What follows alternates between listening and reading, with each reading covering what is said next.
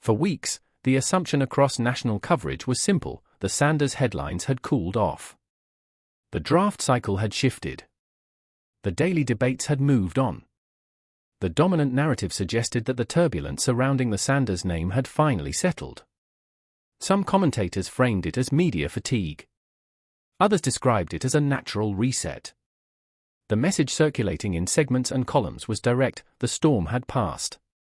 That assumption changed during NFL Honors Weekend. At the red carpet event tied to the league's biggest showcase week, Shiloh Sanders stepped into the spotlight with composure, clarity, and confidence. His presence was not accidental. It was deliberate. His tone was measured. His message was clear. This wasn't a reaction to criticism. It was positioning. The moment reframed the conversation. The league thought the cycle was winding down. Instead, it accelerated. The Sanders family demonstrated something consistent over the past year: they do not wait for narratives to define them. They step into the public space and redirect it. The timing of the appearance during one of the NFL's most visible weekends carried strategic weight. Media visibility during Super Bowl week amplifies any statement. Choosing that window matters. And when Shilo spoke, he did not hedge. He did not pivot. He addressed the criticism head-on. This wasn't random energy. It was calculated presence. It wasn't accidental exposure. It was brand control. The central theme emerging from that week was unmistakable: the Sanders family isn't reacting to narratives, they're controlling them. The dynamic between Shiloh Sanders and Shedeur Sanders has often been framed through competitiveness. Their public exchanges show humor, sibling rivalry, and confidence. The playful back and forth has become part of their visibility. That tone initially set the stage during interviews. But the shift came when Shilo addressed the more serious accusations circulating around Shedeur. Over the past year, critics labeled Shedeur as selfish. Some analysts accused him of protecting his personal brand over team performance. Others questioned his interactions with his offensive line. The term diva appeared in headlines and commentary panels. Shiloh's response was direct. He's a true leader. He followed with another assertion: fantastic presence in the locker room. Those statements were not packaged as corporate talking points. They came from a teammate and a brother who shared the same locker room environment. The difference between internal testimony and external speculation became the dividing line in this debate. Shilo also pointed to actions rather than adjectives. He referenced instances where Shedeur covered expenses for teammates. That detail reframes the leadership discussion. Leadership is often evaluated publicly through sideline reactions or press conference tone. Financial support for teammates represents a quieter form of influence. The accusation that Shedeur prioritized branding over brotherhood clashes with reports of him investing in those around him. That contrast matters. Media narratives operate on perception. Locker room dynamics operate on lived experience. When a player inside that ecosystem speaks directly, it carries different weight than studio analysis. Shilo did not deny that criticism exists. He rejected its accuracy. The exchange marked a shift. Instead of silence allowing narratives to grow, the family addressed them with specifics. Not slogans. Not evasions. Statements tied to behavior.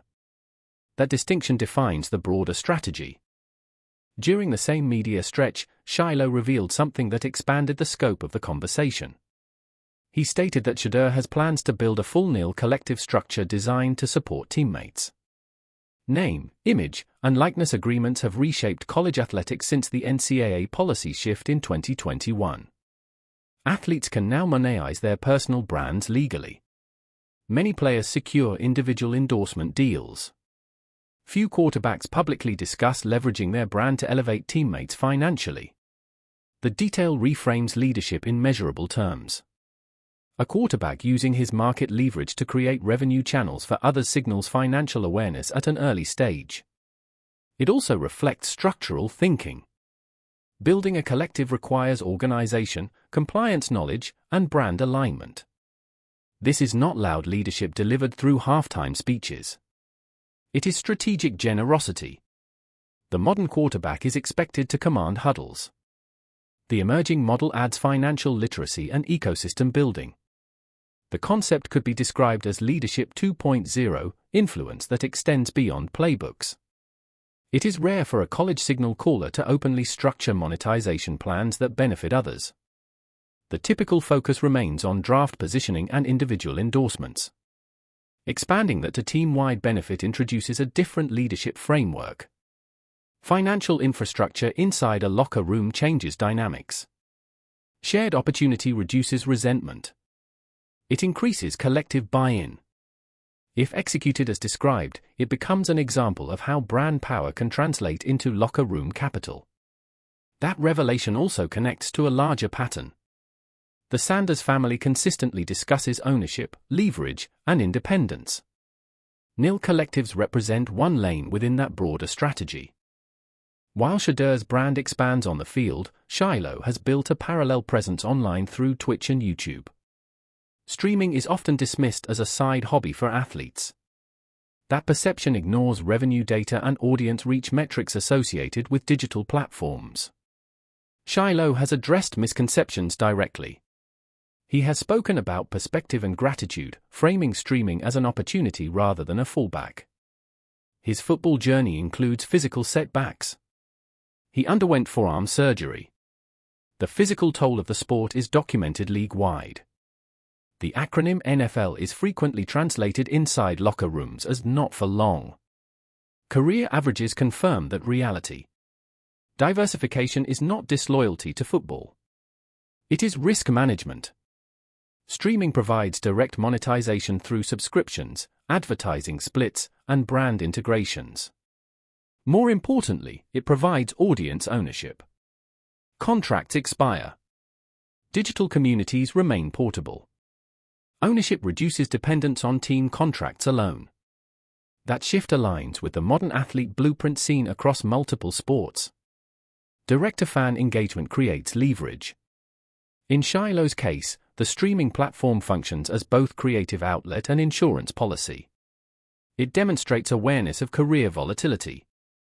It also positions him within a generation that treats digital presence as infrastructure rather than distraction. The criticism that outside ventures dilute focus ignores injury history and career averages. Football revenue is performance-dependent and short-term. Digital revenue compounds over time. The blueprint is evolving. Shiloh's approach reflects that evolution. One statement generated immediate reaction online. I could still be a Hall of Famer. Critics responded quickly. Injury references surfaced. Skepticism followed. The context matters. Elite athletes are conditioned to operate on belief structures that exceed statistical probability.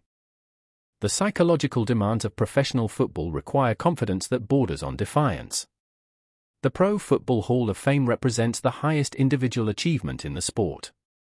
Publicly stating that ambition invites scrutiny. It also signals mindset. Rehabilitation periods test mental resilience. Maintaining long-term belief during recovery is often cited by sports psychologists as critical to performance return. Confidence is not ornamental in the NFL. It is functional. The debate framed the statement as delusion by some and defiance by others. The internal reality is simpler. Professional survival requires extreme self-belief. Athletes who do not envision long careers rarely achieve them. That does not guarantee outcomes. It reflects mental posture.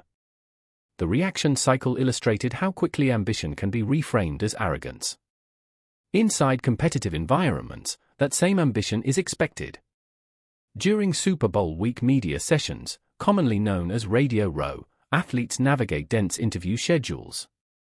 The environment is chaotic. Microphones rotate. Questions repeat. Observers noted Shedeur's composure within that setting. His posture remained controlled. His humor was measured. His product visibility during appearances was strategic without appearing forced. That balance indicates media training and awareness. Franchises evaluate more than arm strength. They assess representation capacity. Quarterbacks are often positioned as public ambassadors for ownership groups and sponsors. Corporate event presence, sponsor obligations, and community engagements are built into franchise expectations. The phrase "face of the franchise" carries marketing implications beyond performance metrics. Media IQ matters. Rookies often appear stiff in high-volume press environments. Shedeur's navigation of those spaces drew attention because of its fluidity. Confidence without volatility. Visibility without distraction. For executives, that matters. Sponsorship revenue aligns with athlete marketability. Public image stability reduces risk. The performance at Radio Row extended beyond sound bites.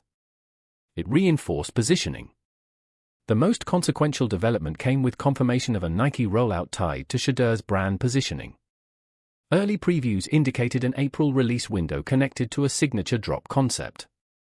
Nike does not routinely structure signature-style launches around unproven rookies. Historically, signature lines are reserved for established veterans or transcendent prospects. The heritage context adds another layer. Shedeur Sanders maintained a significant relationship with Nike during his playing career, including the Diamond Turf line in the 1990s. Brand continuity carries commercial symbolism. Market research consistently shows younger fan demographics engage strongly with athlete-driven apparel drops. Cultural crossover into fashion amplifies reach beyond traditional football audiences. Positioning a rookie with structured rollout timing and product alignment signals internal brand confidence. It also suggests data-backed projections regarding sales velocity. This level of marketing support is not standard entry-level treatment. It resembles positioning typically granted to proven stars. Brand leverage functions as a multiplier. On-field performance creates baseline value. Apparel partnerships scale it. The timing of the announcement during peak media cycles maximized exposure. The viral Micah Parsons moment. A clip circulated involving Micah Parsons and Shedeur that drew attention, amplified by coverage from outlets including the New York Post. The exchange, described widely online, captured an unscripted reaction that fueled conversation. Moments like that resonate because they reveal peer interaction rather than staged interviews. Locker room chemistry remains central to professional evaluation. Veteran recognition matters. When established players engage positively, it signals internal respect. Authenticity carries weight in athlete ecosystems. Overpolished responses often fail to connect. Unscripted exchanges travel further across digital platforms. Internal validation frequently holds more value than external commentary. Peer acknowledgement inside league circles influences perception differently than studio debate. The viral cycle reinforced visibility during a period many assumed had quieted. Amid branding discussions and viral clips, one constant remains: family structure. Shedeur Sanders has publicly emphasized discipline, preparation, and accountability throughout his coaching tenure. That environment shapes expectations. Equally important is the presence of their mother, who has maintained stabilizing influence away from cameras. Household structure often determines how athletes navigate sudden visibility. Balance between spotlight and structure reduces volatility. The absence of recurring off-field chaos headlines is notable given the level of attention. Sustained exposure without sustained scandal reflects internal order. In professional sports history, dynastic stability often traces back to structural consistency. The Sanders household presents coordinated messaging rather than fragmented responses. Stability creates sustainability. The bigger blueprint: athlete infrastructure. Momentum is temporary. Infrastructure is durable. The emerging Sanders model emphasizes layered revenue streams and controlled messaging. Modern athlete revenue lanes now include brand equity licensing, streaming monetization, sponsorship ecosystems, apparel collaborations, and direct fan engagement platforms. Independence generates leverage. Leverage generates options. Previous athlete eras relied heavily on team contracts and league-negotiated endorsements. The digital era allows direct monetization without intermediaries controlling distribution. Negotiation power increases when income is diversified. Contract talks shift when athletes possess independent revenue stability.